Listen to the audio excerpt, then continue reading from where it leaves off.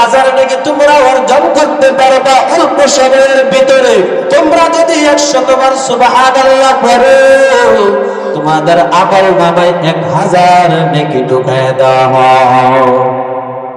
কয় হাজার? সুবহানাল্লাহ 100 বার পড়তে বেশি 1 মিনিট লাগে। কয় মিনিট? 1 মিনিটে যদি 1000 বার 1000 নেকি যদি অর্জন করতে পারি, 1 ঘন্টায় কত হয়? 24 ঘন্টায় কত হয়? 1 মাসে কত হয়? 1 বছরে কত হয়? 12 বছরে কত হয়? যদি প্রতিদিন বেশির দরকার নাই, 1 মিনিট সময় যদি সুবহানাল্লাহ পড়ি, দৈনিক 1000 নেকি হইতেছে। কত হাজার? সাহাবীদেরকে নবীজি পয়সা বললেন, ও সাহাবীরা শোনো, তোমরা কি উহুদ পাহাড়ের মতো নেকি অর্জন করতে চাও?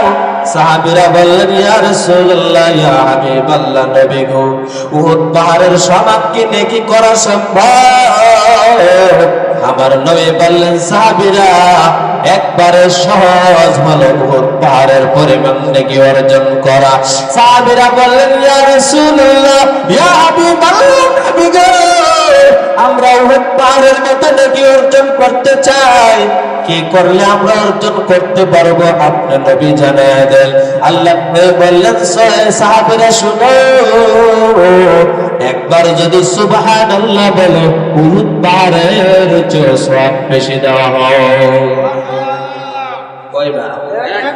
একবার যদি সুবহানাল্লাহ বলো, ও সাহাবীরা, উহুদ পাহাড়ের চেয়ে তোমাদের আমল নামের নেকি বেশি দেওয়া হয়।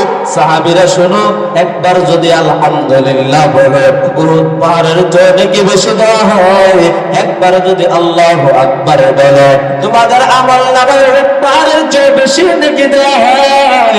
একবার যদি লা ইলাহা ইল্লাল্লাহ বলো, উহুদ পাহাড়ের চেয়ে বেশি নেকি দেওয়া হয়। সুবহানাল্লাহ বলেন। এই তাসবিহগুলো বলার দরকার আছে না নাই? প্রতিদিন দরকার আছে না নাই? 5 ওয়াক্ত নামাজের পর দরকার আছে না নাই? আমরা তো 5 ওয়াক্ত নামাজের বড় সময় নাই, হুড়াতাড়া করে দৌড় দেয়, আছে না না? হুড়াতাড়া করে দৌড় দেওয়া যাবে না। যদি আপনি একটু সময় পান, আপনি ওই জিকিরগুলো আদায় করবেন, তাসবিহগুলো আদায় করবেন, আল্লাহ পাক রব্বুল আলামিন অসংখ্য অসংখ্য নেকি আপনাকে দিয়ে দিবে। আমরা মাগরিবের সালাত আদায় করি, করার পর সর্বপ্রথম বলবো আল্লাহু আকবার। কি বলবো?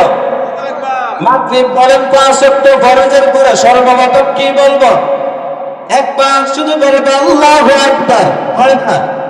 3 বার বলবো আস্তাগফিরুল্লাহ, 3 বার বলবো আস্তাগফিরুল্লাহ, আস্তাগফিরুল্লাহ। নবী বলছেন তার জন্য আমরা বলবো আস্তাগফিরুল্লাহ। যত বেশি পড়বে তত বেশি আপনার গুনাহ মাফ হয়ে যাবে। আস্তাগফিরুল্লাহ বলে আপনার জামা ময়লা হয়ে গেছে, এখন ধোয়ার দরকার, এখন পরিষ্কার করার দরকার। নবী বললেন, তুমি গুনাহ করছো, আস্তাগফিরুল্লাহ পড়ো, তোমার গুনাহগুলো মাফ হয়ে যাবে। সুবহানাল্লাহ। যদি জামা ময়লা হয়ে যায়, জামা যদি অপরিষ্কার হয়ে যায়, তাড়াতাড়ি কইরা দোকান থেকে তাড়াতাড়ি কইরা সাবান আনে, তাড়াতাড়ি করে পাউডার এনে তাড়াতাড়ি করে ধুতে করতে হবে। কারণ কাপড়টা ময়লা কোনো মানুষের কাছে নিয়ে যাইতে পারবো না।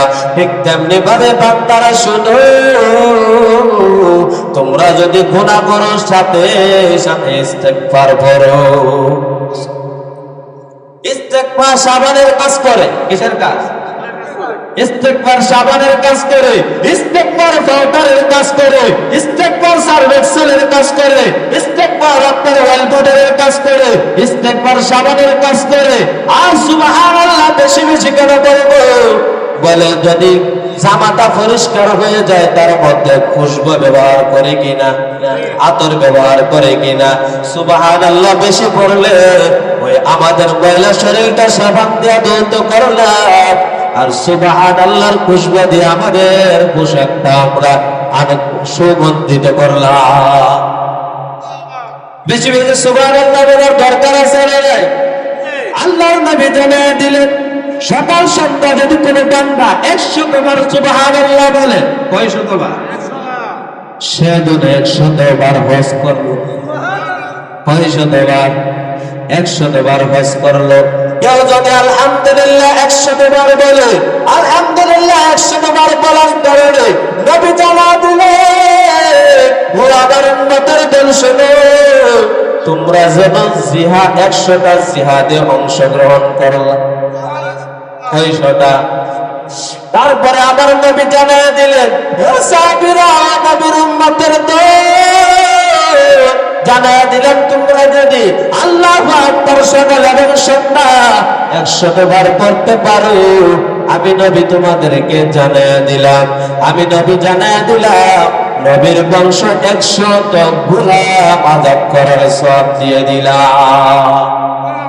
কি বংশ? নবী বংশ। কি বংশ? নবী বংশ। গোলাম এত সন্ন্যারে বন্দার শুনো,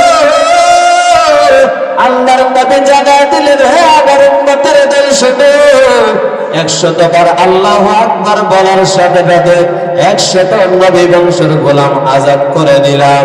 4 নাম্বার, লা ইলাহা ইল্লাল্লাহ যারা সকাল সন্ধ্যা আদায় করলে, আমার নবী জানিয়ে দিলেন, ও সাহাবীরা শুনো, 100 বার যদি লা ইলাহা ইল্লাল্লাহ বলে, এই দিন যত নেকি করে মানুষ আপনি তাদের থেকে বেশি নেকি করলে। কি বললে? 100 বার আল্লাহু আকবার বলবেন, 100 বার সুবহানাল্লাহ বলবেন, 100 বার আলহামদুলিল্লাহ বলবেন, 100 বার লা ইলাহা ইল্লাল্লাহ বলবেন। 4টা ফজিলত সাথে সাথে পেয়ে গেলে। এ বাক্যগুলো বলার দরকার আছে না? মুসলমান যত করে ততই আমাদের দাম বাড়বে, ততই কি করবে? হযরত মুআজ রাদিয়াল্লাহু তাআলা আনহু আল্লাহর রাসূল হাতে ধরে বললেন, মুআজ, আল্লাহর কসম তোমাকে ভালোবাসি। তিনবার এই কথাটা বলছেন মুআজ, আল্লাহর কসম তোমাকে ভালোবাসি, আল্লাহর কসম তোমাকে ভালোবাসি। মহিলা বললেন, মুআজ শুনো, প্রত্যেক ফরজের উপরে তুমি এই জিকিরটা করবা, আল্লাহুম্মা আইন্নি আলা যিকরিকা ওয়া শুকরিকা ওয়া হুসনি ইবাদাতি।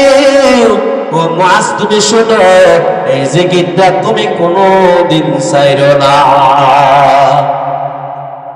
বলার দরকার ছিল নবীজিকে বলার দরকার ছিল, কিন্তু আমার নবী সাহাবীকে বললেন, সাহাবী তোমাকে ভালোবাসি, তুমি এই জিকিরটা কোনদিন ছাইরো না। সুবহানাল্লাহ। শুধু তাই নয়, আমরা আরেকটা বিষয় জানার দরকার।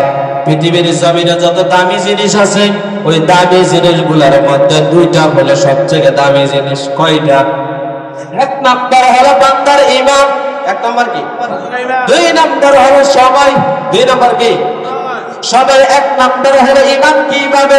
বলে ঈমানটাকে জান্নাতি, ঈমান না থাকলে জান্নাতে যেতে পারবে না, ঈমান না থাকলে জাহান্নামে। ঠিক তেমনি ভাবে আমাদের ঈমান থাকলে জান্নাতে যাইতে পারবো, ঈমান না থাকলে আমরা জান্নাতে যাইতে পারবো না। তাহলে আমাদের ঈমান সবচেয়ে দামি কিনা?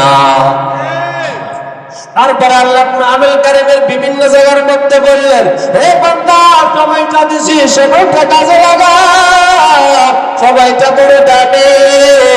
ওই সময়টা আমার চলে গেলে আর সময় পাওয়া যাবে না। ঠিক কিনা? এক আল্লাহর ওলি কবরস্থানের পাশে দিয়ে চলে যাইতেছে, হঠাৎ করে শুনে এক ব্যক্তি ডাক দিতেছে। আল্লাহর ওলি শুধু একটা সুবহানাল্লাহ বলছে। কয়বার? একবার সুবহানাল্লাহ বলছে। বলার পরে একজন কবরস্থন থেকে একজন আল্লাহর ওলি ডাক দিয়া বলে, ও দুনিয়ার প্রতীক শুনো, তুমি একবার সুবহানাল্লাহ বলছো, আমি মৃত্যুর পরে কবরের মধ্যে 3000 বার আমি কোরআন খতম দিছি। 3000 বার কোরআন খতম দিছি রে প্রতীক। তুমি দুনিয়া থাকা অবস্থায় সুবহানাল্লাহ একবার বলছো, এই সুবহানাল্লাহ আমাকে দিয়ে দাও। আর 3000 বার যে তুমি কোরআনুল কারীম খতম দিছো, ওই কোরআনুল কারীম খতমের সওয়াবটা তুমি নিয়ে যাও। প্রতীক ডাক দিয়া বলেন, আল্লাহর বান্দা, এই এটা কোনোদিন সম্ভব না।